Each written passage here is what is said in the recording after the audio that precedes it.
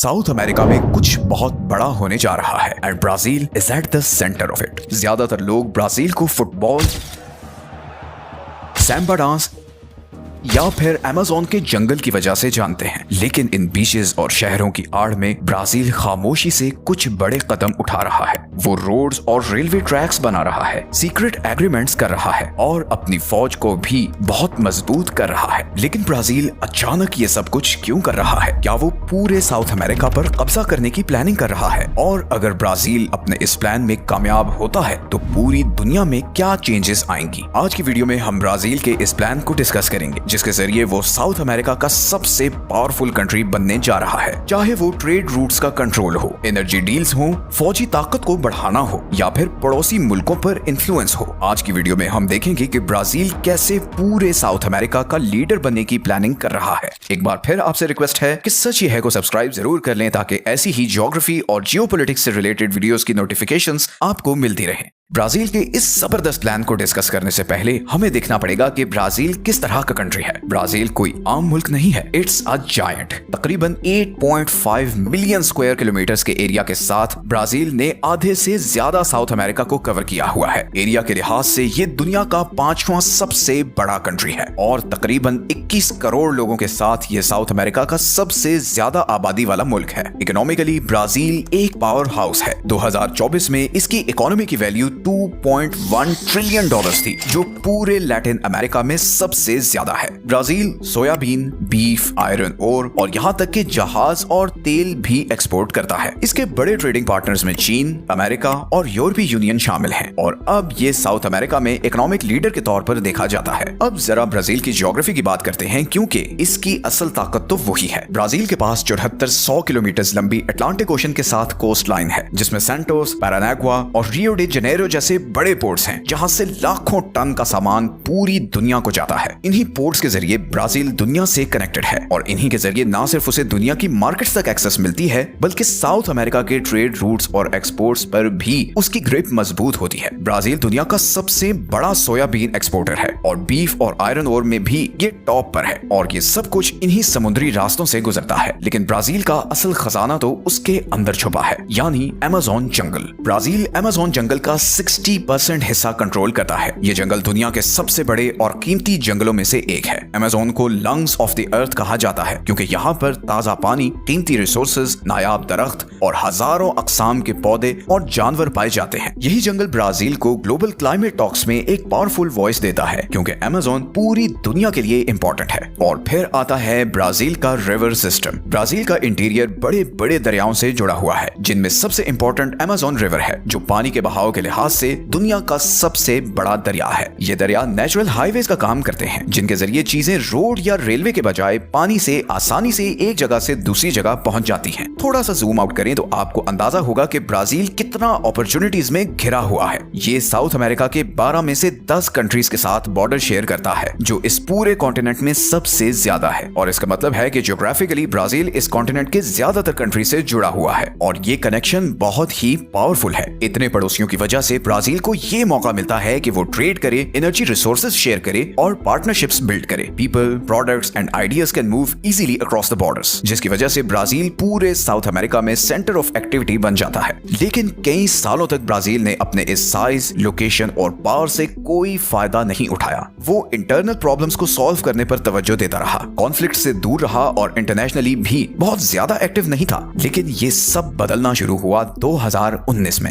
इस time Brazil ने अपना फोकस और टारगेट सेट किया। उसे एहसास होने लगा कि साउथ अमेरिका को लीड करने के लिए उसके पास तो पहले से ही सब कुछ मौजूद था, चाहे वो स्ट्रॉन्ग ज्योग्राफी हो, एक ग्रोइंग इकोनॉमी हो या फिर अपने हर पड़ोसी के साथ अच्छे कनेक्शंस हों। उसे अब सिर्फ इन चीजों को यूज करना था। टैंक्स या धमकियों के बजाय उसने सड़कें और ब्रिजेस बनाए और ट्रेड डील्स करना शुरू की। उसने न सिर्फ अपने शहरों बल्कि दूसरे कंट्रीज को भी आपस में जोड़ना शुरू किया। इन प्रोजेक्ट्स का मकसद सिर्फ ट्रांसपोर्टेशन नहीं था, बल्कि इनके जरिए ब्राजील अपनी पावर शो ऑफ करना चाहता था। और यहीं से ब्राजील का असल प्लान शुरू होता है, एक ऐसी सल्तनत का प्लान जो पूरे साउथ अमेरिका को अपनी लपेट में ले लेगी। ब्राजील एक बात अच्छे से समझता है कि जब तक वो इस कॉन्टिनेंट को आपस में कनेक्ट ना कर ले वो इसे लीड नहीं कर सकता, और इसीलिए वो बेपनाह पैसा, मटेरियल और मैन पावर के जरिए साउथ अमेरिका का नक्शा बदलना चाहता है। इस मंसूबे का सबसे अहम हिस्सा है बायो ओशियानिक कॉरिडोर, एक ऐसा प्रोजेक्ट जो 2015 में शुरू हुआ था। एंड ये सिर्फ एक रोड नेटवर्क नहीं है बल्कि स्ट्रेटेजिक सिंबल है। ये हाईवेज और रेलवे लाइंस का एक जाल है जो ब्राजील की अटलांटिक कोस्ट से होता हुआ पेरू के पैसिफिक ओशन वाले पोर्ट्स तक जाएगा। मतलब ये अटलांटिक और पैसिफिक ओशन जमीनी रास्ते से आपस में कनेक्ट कर देगा। लेकिन आखिर ये चीज इतनी इंपॉर्टेंट क्यों है? बेसिकली ये ब्राजील को एक नई लेवरेज देगा, क्योंकि अब वो अरबों डॉलर्स का ट्रेड कंट्रोल कर सकेगा जो एशिया और साउथ अमेरिका के बीच होता है। पहले यही ट्रेड पैनामा कैनाल्स के जरिए होता था, लेकिन अब ये ब्राजील के थ्रू हो सकेगा। And it's not just about Brazil. Paraguay, Bolivia और अर्जेंटीना जैसे कंट्रीज पहले ही अपनी चीजें मार्केट तक पहुंचाने के लिए ब्राजील पर डिपेंडेंट हैं, और जैसे जैसे ये डिपेंडेंस बढ़ेगी ब्राजील की लेवरेज भी बढ़ती चली जाएगी। तो ये ऐसा है कि अगर आप रोड्स कंट्रोल करते हो तो आप रूट्स कंट्रोल करोगे, और अगर आप रूट्स कंट्रोल करते हो तो you control the flow of money, goods and influence. और ब्राजील सिर्फ रोड्स नहीं बना रहा, it's building authority 1 kilometre at a time. लेकिन सिर्फ सड़कें बनाकर ब्राजील साउथ अमेरिका का लीडर नहीं बन सकता, उसे इसके अलावा भी किसी चीज की जरूरत है। And this is where the role of money comes in. जब ब्राजील रोड्स और पोर्ट्स बना रहा था तो वो खामोशी से एक और काम भी कर रहा था, और वो था पैसे के जरिए वफादारी खरीदना। ब्राजील के कई पड़ोसी जैसा कि अर्जेंटीना, पैराग्वाय, वेनेजुएला और यूरुग्वाय पिछले कुछ सालों से इकोनॉमिक क्राइसिस का शिकार हैं। कहीं इन्फ्लेशन है, कुछ कर्जे में डूबे हुए हैं और कुछ में पॉलिटिकल इंस्टेबिलिटी है। लेकिन ब्राजील के लिए ये क्राइसिस एक अपॉर्चुनिटी थी। 2018 से ब्राजील खामोशी से इन कंट्रीज को आसान शर्तों पर कर्जे, इन्वेस्टमेंट डील्स और फाइनेंशियल एड दे रहा है, और वो अब तक billions of dollars in countries को दे चुका है। लेकिन ये मदद बगैर किसी कीमत के नहीं है, क्योंकि जब कोई कंट्री आप पर फाइनेंशियली डिपेंडेंट होता है तो वो पॉलिटिकली भी आपकी बात सुनता है। एग्जाम्पल के तौर पर अर्जेंटीना को ही देख लें। सिर्फ 2022 में ब्राजील ने अर्जेंटीना को $2 बिलियन की फाइनेंशियल एड दी थी, और इससे सिर्फ अर्जेंटीना की इकोनॉमी ही बेहतर नहीं हुई बल्कि इन दोनों कंट्रीज के रिलेशंस भी बहुत मजबूत हो गए, और अर्जेंटीना ने अपनी पॉलिसीज ब्राजील के इंटरेस्ट के साथ अलाइन करना शुरू कर दी। इसी तरह ब्राजील ने पैराग्वाय और बोलिविया के साथ भी डील्स की और उनके एनर्जी और एग्रीकल्चर सेक्टर और इंफ्रास्ट्रक्चर में इन्वेस्ट किया। इन कंट्रीज के लिए ब्राजील सिर्फ एक पड़ोसी नहीं बल्कि उनकी लाइफलाइन है। ये कोई चैरिटी नहीं है। ब्राजील ये पैसा ऐसे ही नहीं दे रहा, ये बहुत कैलकुलेटेड डिप्लोमेसी है। इट्स सिंपल, जितना ये कंट्रीज ब्राजील की फाइनेंशियल एड पर डिपेंडेंट होंगे उतना ही ब्राजील का इन पर कंट्रोल होगा। इसी तरह ब्राजील डिप्लोमेटिकली खुद को इस पूरे खित्ते की आवाज बनाने की कोशिश कर रहा है। मेरकोसर जैसे ट्रेड ब्लॉक को ब्राजील लीड कर रहा है। इस ब्लॉक में ब्राजील, अर्जेंटीना, यूरुग्वाय और पैराग्वाय शामिल हैं। ब्राजील ही एजेंडा सेट करता है, नेगोशिएशंस करता है और यूरोपीय यूनियन और चाइना जैसी बड़ी पावर्स के साथ ट्रेड डील्स भी फाइनल करता है। और बात यही खत्म नहीं होती। COP27 और G20 जैसे ग्लोबल समिट्स में भी ब्राजील पूरे साउथ अमेरिका के बिहाफ पर बात करता है, स्पेशली क्लाइमेट चेंज, ट्रेड और डेवलपमेंट के इश्यूज पर। ये अमेज़न जंगल, एक बूमिंग इकोनॉमी और स्ट्रेटेजिक पार्टनरशिप्स की वजह से ब्राजील को ग्लोबल लेवल पर बहुत ज्यादा इंपॉर्टेंस मिल रही है। ये एक बड़ी जबरदस्त स्ट्रेटेजी है कि आप अपने पड़ोसियों को पैसा दो, ग्लोबल इवेंट्स पर उनके बिहाफ पर बोलो और आहिस्ता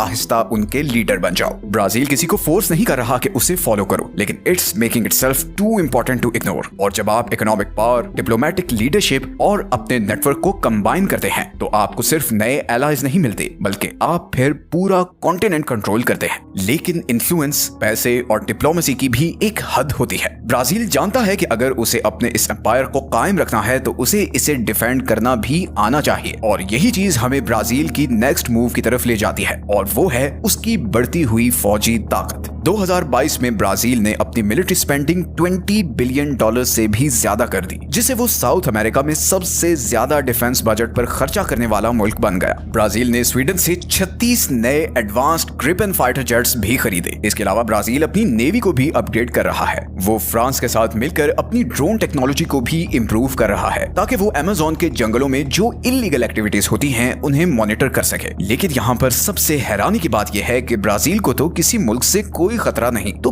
फिर वो अपनी मिलिट्री पर इतना खर्चा क्यों कर रहा है? The answer is influence. जब ब्राजील के पास साउथ अमेरिका की सबसे पावरफुल आर्मी होगी तो उसे किसी को धमकाने की भी जरूरत नहीं पड़ेगी। सबको पता होगा कि अगर ब्राजील के खिलाफ गए तो इसका अंजाम क्या हो सकता है। ब्राजील इन टैंक्स और जेट्स के जरिए सब पर अपनी धाक बिठा रहा है और इस स्ट्रेटेजी की वजह से ब्राजील अब साउथ अमेरिका में एक पीस कीपर बन गया है, जिस पर सारे साउथ अमेरिकन कंट्रीज रिलाई करते हैं। लेकिन बात यहीं खत्म नहीं होती। ब्राजील का मकसद सिर्फ साउथ अमेरिका को कंट्रोल करना नहीं है, इट्स समथिंग इवन बिगर। अब तक ब्राजील जो भी करता आया है, चाहे वो रोड्स हो, रेलवे हो, डिप्लोमेसी हो या फिर फौजी ताकत बिल्ड करना हो, ये सब एक बहुत बड़े प्लान का हिस्सा है। क्योंकि अगर ब्राजील साउथ अमेरिका की एक डोमिनेंट पावर बन गया तो वो सिर्फ इस कॉन्टिनेंट को लीड नहीं करेगा, बल्कि फिर वो वर्ल्ड सुपर पावर्स के साथ बराबरी पर बात कर सकेगा। अमेरिका, चाइना और यूरोप को फिर ब्राजील को सीरियस लेना पड़ेगा, सिर्फ ट्रेड ही नहीं बल्कि हर मामले में, क्योंकि अब उसके पास पावर होगी। और ये ताकत ब्राजील को मिलती है साउथ अमेरिका के रिसोर्सेज की वजह से, जिन पर फिर ब्राजील का कंट्रोल होगा। और ये रिसोर्सेज दुनिया के लिए बहुत जरूरी हैं। यहाँ पर लिथियम है जिससे इलेक्ट्रिक गाड़ियां चलती हैं। यहाँ पर ऑयल और गैस है जो आज भी दुनिया के लिए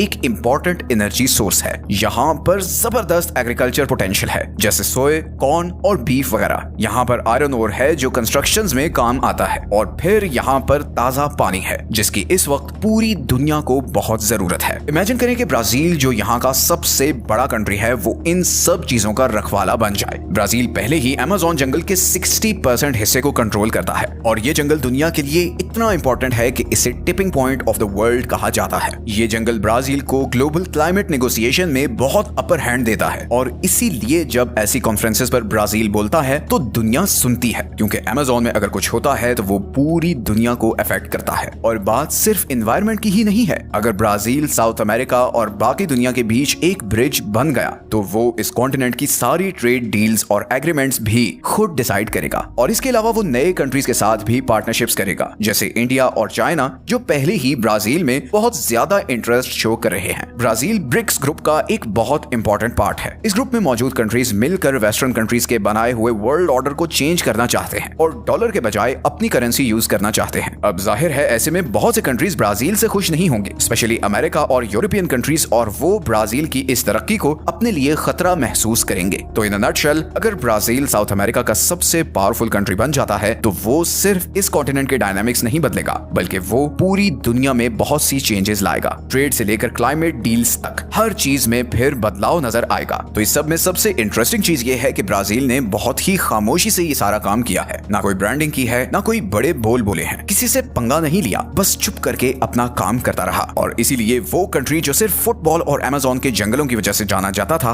आज पूरी दुनिया में एक रीजनल पावर बनकर उभर रहा है। ब्राजील की इस सक्सेस के पीछे एक ही राज है और वो है खामोशी से सर झुकाकर किसी को छेड़े बगैर अपनी मेहनत करते रहना। ब्राजील की इस ट्रांसफॉर्मेशन में हम सब के लिए बहुत लेसन्स हैं और उम्मीद है कि इस तरह की इंटरनेशनल जियोपॉलिटिक्स की वीडियोस से हमारे खित्ते के लोगों को भी बहुत कुछ सीखने का मौका मिलेगा। मिलते हैं नेक्स्ट वीडियो में। अपना ख्याल रखें। अल्लाह हाफिज।